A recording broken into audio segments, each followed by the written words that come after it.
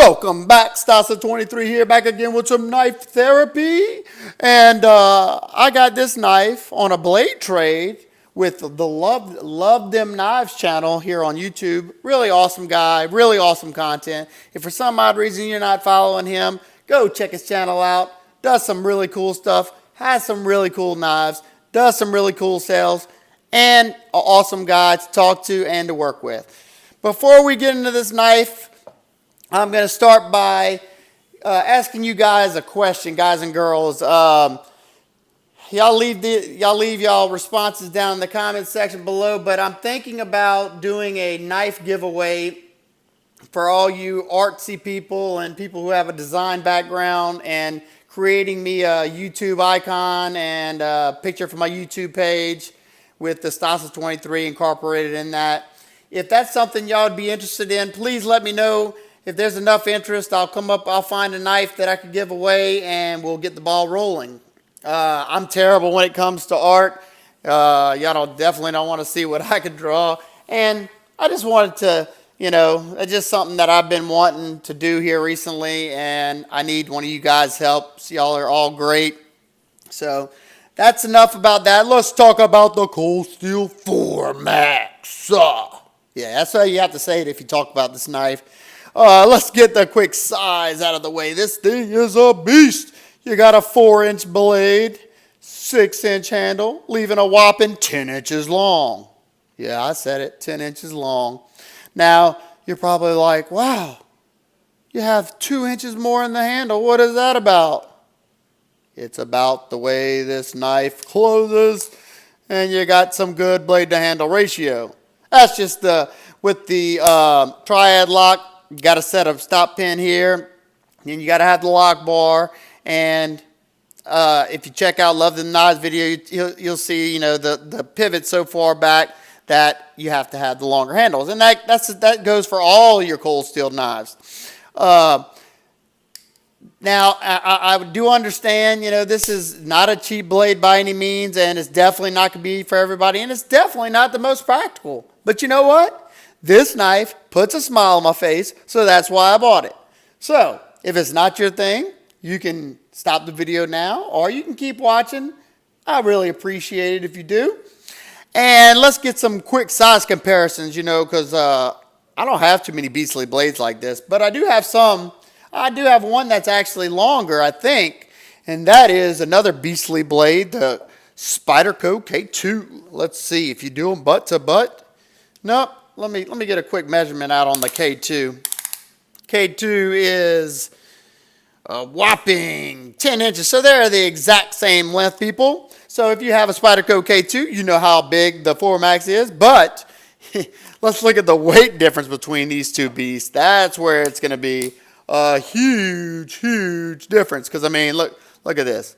Look at this knife could fit in the inside liner part almost. I mean, that is beast mode. Look at that. Okay, let's get a quick a quick weight on these. Let's go with the K2. 6.2 ounces with a 10-inch knife. That is amazing there, people. Amazing, amazing. Pretty cool knife. I'll do a review on this one. Don't know if I can recommend it yet, but I'll definitely do my review on this one. Come soon. Let's check out the 4 Max. You had 6.2. Let's see what you got here. 10.1 ounces. Whoa. That's almost 4. That's 4 ounces. That's a lot. That's like a whole EDC knife. But hey, you know what? I've carried this a good bit in my back pocket. And as long as it's not riding around all funky donkey, then it's fine. I will say this pocket clip is a total failure. It's so strong and doesn't have any room in there. I can slip it in my thin shorts, but like I said, I just throw it in the back pocket, and as long as you got deep enough pockets, you're okay. It does kind of tilt sometimes, but I didn't have any issues with it yanking down my pants. I did have a belt on. I will preface that right now. But let's get some more size comparisons. If you have a Spyderco military, so you get the size. Your military is a good bit smaller. Let's see. I think the military is a 9-inch knife. Could be wrong. let's see.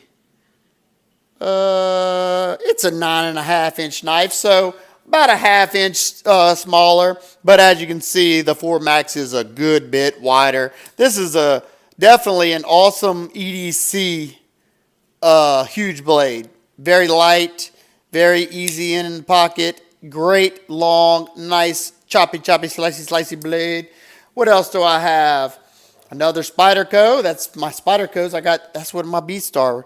This is one of my favorite Spyderco heavy duties, the Spyderco Tough discontinued blade. But as you can see, the Tough is not a small knife, but with that negative angle you got on there, it makes it look smaller than it actually is. It's about, I think this is 8.5. I don't want to lie to you people. Let's just measure it while I can.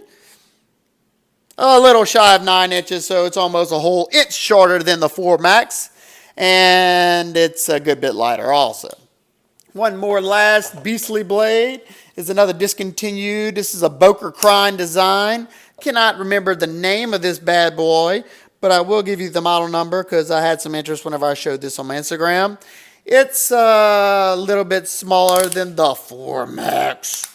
And the 4 Max, I mean, this one is around 9.5 inches, so it's about a half-inch shorter than the 4 Max. So if you're interested in this beautiful, very ergonomic Boker, if you can find one, it's in 440C. It's model number 1030, Crine design. If y'all want to see a review on this one, I can definitely do that. Just sometimes I don't know with the discontinued blades, whether y'all want to see or not. Y'all just let me know down in the comment section below. Okay, so what do I think about this knife first glance? There's definitely, I don't want to say they dropped the ball in this design. I read in the forums and I've seen a lot of people's comments. There's issues with this knife, and being that this was their first try on almost like a custom, like almost like a mid-tech version coming out of Cold Steel, which I really, really hope they keep doing. They did an okay job. This knife had to be sent back to Cold Steel because, like a lot of the other ones, was having problems disengaging that lock bar. Now, I will say right off the bat that if you don't open it up with authority, if you just do a real slow, let me see if I can get this. If you just slowly roll that, I think that lock bar is not seating correctly and it's kind of getting stuck. And let me let you hear this. And it takes a pop. It's not the easiest, but I have noticed if you want to do the one-handed, you just kind of push on it lightly, and it'll free up that. And look at this. I don't want to cut my hand off, but boop, this thing's a free dropper, super smooth. The action's great. I have taken this knife apart, gave it a good polishing, cleaning, and I love the action. In hand, it's fairly comfortable. This is what I would call your do-all knife. Say, I don't know, the SHIT hit the fan and your fixed blade broke. I think I would definitely feel comfortable relying on this beast. I do plan on doing extensive testing whenever my buddy Copper Dice is here. If there's something y'all want to see me do with this that's not going to destroy the knife, don't tell me to cut up cans and chop through a center block. I'm not going to do something that stupid. I may do a little light batoning with it. Definitely some shavings, maybe some chopping. I definitely going to put this knife through its paces. It's got 20 CV steel, which is really it's a CPM steel, really great steel. It can be chippy. I'll let you know how this one holds up. I did put a fresh edge on it just because it wasn't as sharp as I like.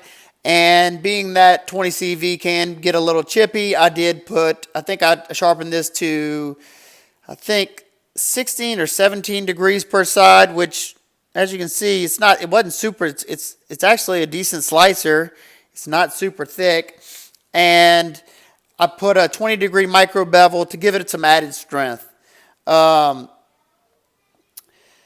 the review, I'll talk about some of the things that, kind of bummed me out about, things that they could have done better. But all in all, super happy with the knife. I'm so glad I did the trade with Love Them Knives. Like I said, he's a great guy. You know, it was a fun, easy transaction, and I got a knife that really puts a smile on my face. Uh, but real quick, if this thing, is like, oh, I can't spend that much money. First of all, I think the street value on these are around the 350 ballpark. They do have a gray scaled one that is made in Italy for the same price, same everything. It just has gray scales and produced in Italy. This one was produced in the U.S.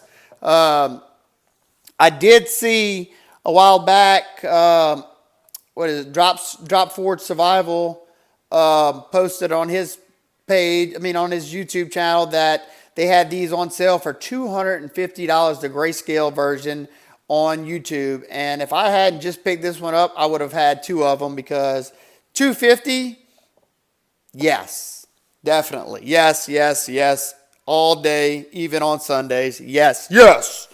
So, but, if this knife, you love cold steel, this one's a little bit out of your price range, or it's just too big, I got some other options for you. This is another really good option. I still got to do my review on this one. The Ultimate Hunter. It's got a lot of similarities. It's also an Andrew Demko design. This one too. He's a custom knife maker. He does most of the designs for cold steel. If this one's not your flavor, this is one of my favorite EDC cold steels out there right now at the moment.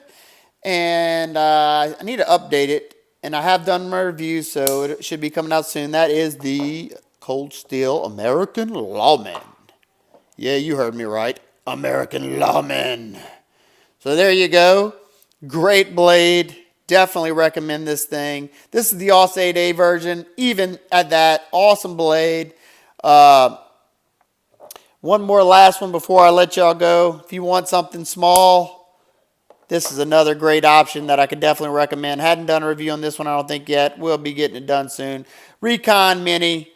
Awesome blade. CTSX HP on all three. The other two besides this one is AUS 8.